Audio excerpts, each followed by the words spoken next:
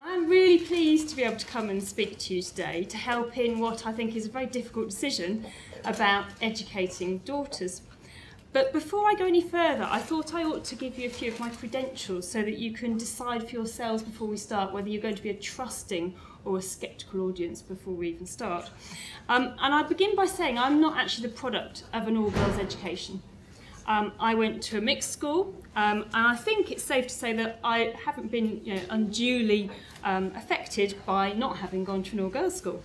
I'm not going to argue that you're going to damage your daughters if you don't choose to send them to an all-girls school. And many girls will do absolutely fine wherever they go to school. And in fact, choosing a good school, I think, is much more important than choosing one just on the basis of its type. I've spent half of my teaching career in mixed schools, 2 mixed comprehensives and a mixed grammar school where I was head of English, before coming to the school I'm at now as deputy head nearly 10 years ago now. And I will admit to you that about 10 years ago I was actually fairly anti-single-sex education. I had developed some fairly strongly entrenched stereotypical views of girls' schools, largely as a result of reading far too many Enid Blyton novels as a child. And I thought that they were full of girls with fake confidence who spent their time being perfectly beastly to one another. So when I decided to get over those prejudices and actually visit the school that I'm now working in for the first time, I hardly saw myself 10 years later doing a talk like this. But here I am, and I have been asked to share some of the benefits of being in an all-girls school, and I'm happy to do so. Now, although I will give you a few statistics from the research that's been done, my feeling is that you're not going to choose a school based on research and statistics. You're going to visit to schools, you're going to listen to anecdotes like the ones I'm going to share with you, and ultimately, and this is the important part, you're going to know your daughters the best and make the right decision for them. So, research. A 2006 study, which is the most comprehensive that I've read, suggests that once other variables such as school type are taken into account, girls do perform better overall at single-sex schools than in co-ed schools. And more specifically, this study says that they're likely to do better in subjects like maths, physics and chemistry, and more likely to go on to do those kind of subjects at university. Now, this study even found that apparently women aged 42 were likely to earn more money as a result of going to single-sex schools. You can decide whether you agree with that or not. Another study in 2009 found that girls who start single-sex schools with lower ability ranges actually go on to make more progress than their counterparts in co-ed schools. And I often speak to parents who are, I think, under a misapprehension that if any of their students, boys or girls, if they're not quite clever enough to be at the top of their class at primary school, really should they be thinking about a grammar school education? And in fact, the opposite's the case. At our school, year on year, the girls who make the most progress between year 7 and 11 are actually those who arrive at us with the lowest levels on entry. And whether or not you choose an all-girls school, obviously one of the things you're going to take into account of are the results of the schools, and I'm sure that you will do that when you're looking at all of the schools that you're considering. Sticking with the academic side of school for a moment, it's often said that girls in an all-girls school feel freer to choose subjects because of their ability or their desire to do them, and not just because of some stereotyped view about what they should or shouldn't study. And I have to say that having worked in mixed schools, you will not find a school who tries to encourage students to study along gender lines. And I certainly know how hard heads of science, for example, in mixed schools work to encourage girls to study physics and chemistry. But in a girls' school, it is cool to be good at every subject. No one asks the tens of girls that we've got studying further maths at A-level why they're doing it, just as if they choose to study English literature or dance leaders, they're equally encouraged to do so. The study that I referred to earlier found that girls' confidence in those kind of subjects, traditionally male subjects like physics and chemistry and maths, is much higher in single-sex schools. And an anecdote coming up, but when I was the only girl in my mixed school doing further maths A-level, although the school itself did absolutely nothing to put me off, I probably myself too quickly deferred to the boys who could do it and gave up, thinking that perhaps I just wasn't cut out for it. Now, in a girls' school, I wonder whether I would have stuck it out for longer. Who knows? But there certainly wouldn't have been any place for me to tell myself I couldn't do it just because of my gender. Now, probably the biggest single thing that has won me over to the fact that there are some benefits of an all-girls education is the confidence and the self-belief that I think our girls gain in such large measures. And I am still amazed when I see girls able to walk into rooms full of governors and engage in polite small talk with absolutely no hesitation. Or when we have political figures in to talk to the students and they will engage in rigorous debate at any age just about. And the picture shows some of our girls at a Model United Nations event held in 2011 here at the Council Chambers in Aylesbury. These girls entered into complex political discussions, both in small groups, but also over the microphones to the assembled masses in ways in which I could never have done, even as a sixth former at school.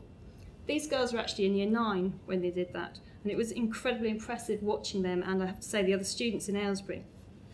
And even in the mixed grammar school that I worked in, and this is absolutely just an anecdote, but the students that I remember most for being really articulate, really confident, were seldom girls. There were a few, but often the boys were the ones who really stood out.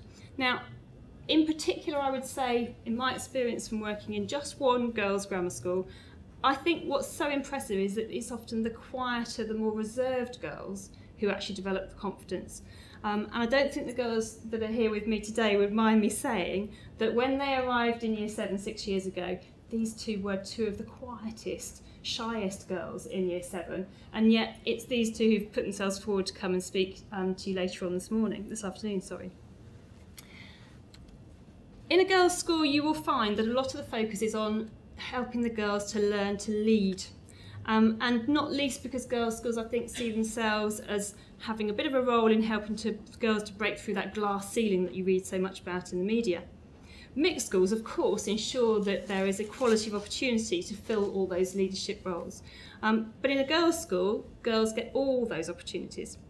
Every time there's even the smallest chance to lead anything, a tiny bit of role play planning in a lesson, for example, a girl has to take that role. And there's no danger of ingrained stereotypes making the girls on their own defer to boys. Often, obviously, teachers will intervene.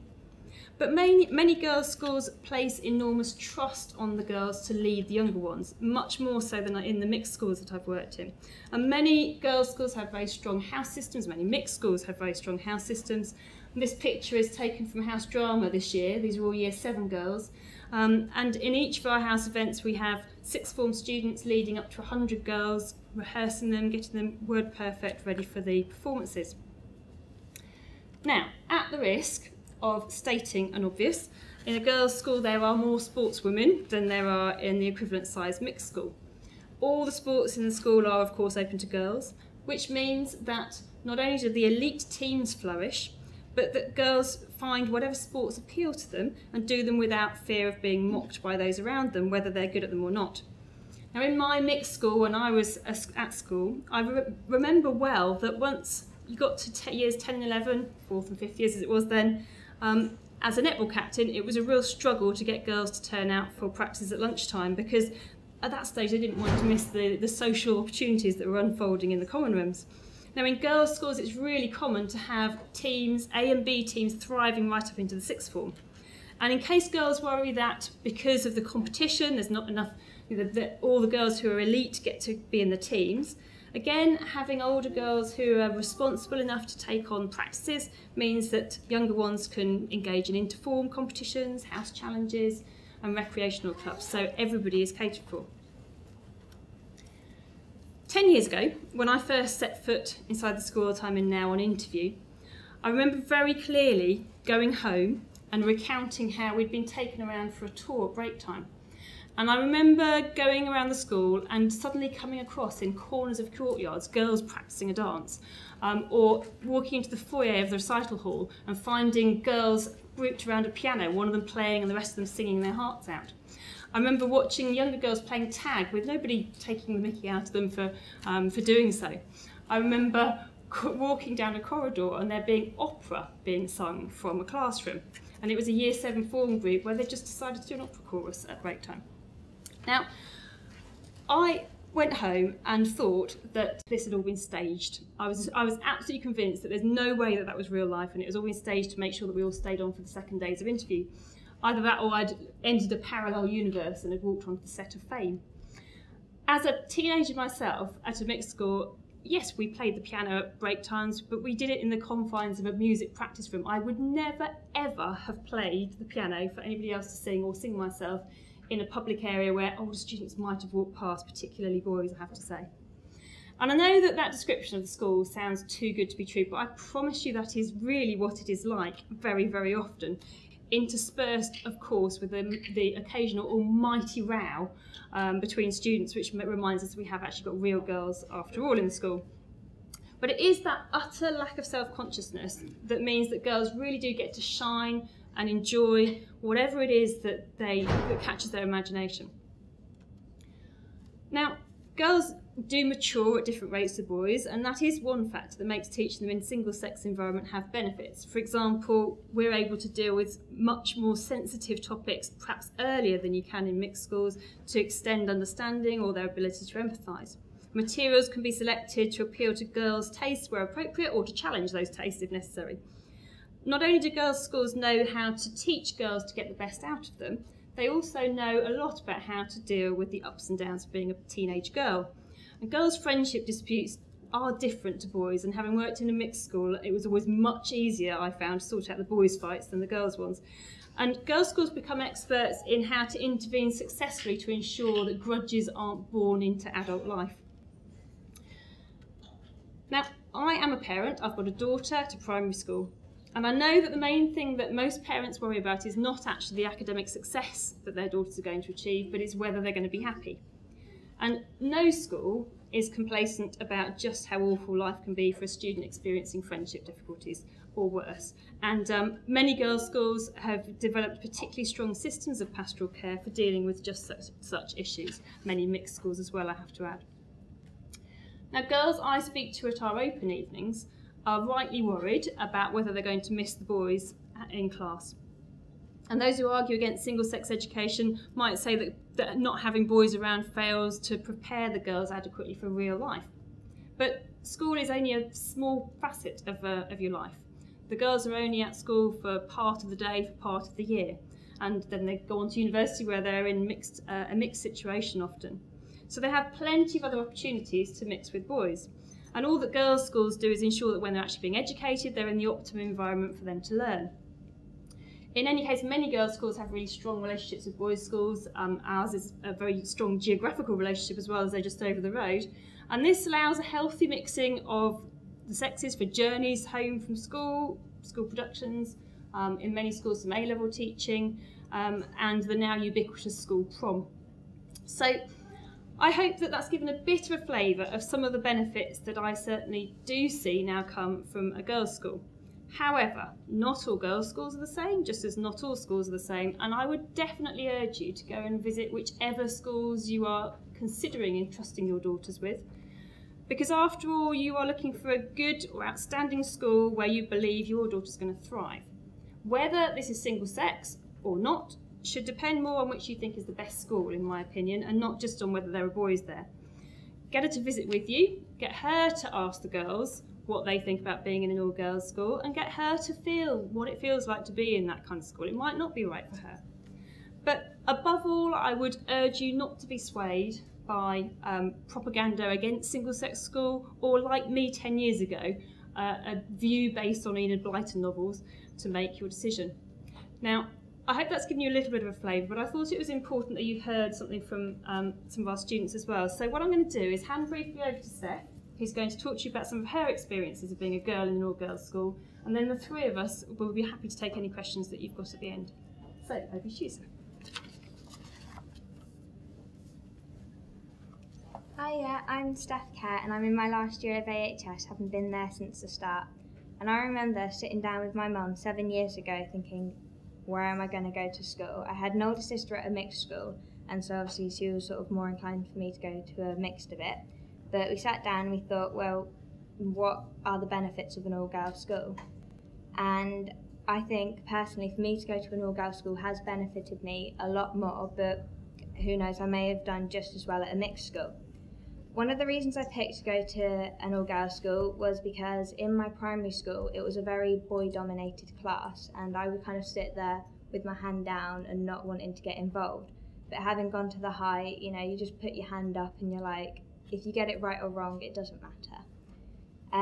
There's less worry or embarrassment, I think, about getting things wrong. Like last week I did a presentation and I messed it up a bit, but we all laughed about it together, and it didn't feel like anyone was laughing at me, it was all we were laughing with me. I feel more comfortable within the girls' school, just knowing that we're all girls around me and there's not the worry of a boy being there judging me. One of the biggest difference I think that I've noticed is there's less competition, and it's not who can be the best at the subject, it's all we work together and we all learn together. Personally, I think I've achieved stuff perhaps I couldn't have achieved at a mixed school, and I've got a couple of examples from my experience. First of all is a place called Abu Dhabi, where I went in year 8, so a few years ago, and this was a whole week away with the school, and you did things like canoeing, abseiling, rock climbing, and it was a really good experience. And I think had I been at a mixed school, I perhaps wouldn't have become involved, and I never ever thought I'd be the first one to put my hand up to volunteer to climb up this pole and jump to a trapezium. But I did. It was quite scary, but having the girls there, I felt I was able to do so. When we did lots of teamwork and leadership roles, obviously it was the girls who were volunteering, and you didn't feel less superior perhaps. Another example is last year I got a level 2 sports leaders qualification, and I didn't think, had I gone to a mixed school, I would have been able to stand up and teach boys how to do sport, being a girl. However, I went for the leadership role, and teaching girls, it made me feel more comfortable and like I could perhaps give them tips. And then lastly is the Florence Nightingale fashion show, which again was last year. And this was a really good experience for me because it was sort of getting more in touch with your feminine side, which was nice because the all-girls school can focus on certain things like that. As Miss Thompson said, it's not all about girly, like we have house football, we still have PE, and like people do PE till A level. A lot of girls do D of E. I personally didn't do it, but Laura did it. And so if you have any questions, I'm sure you can ask her about it. And it was good because a lot of girls thought they could do it and they could take the risks and not have to worry.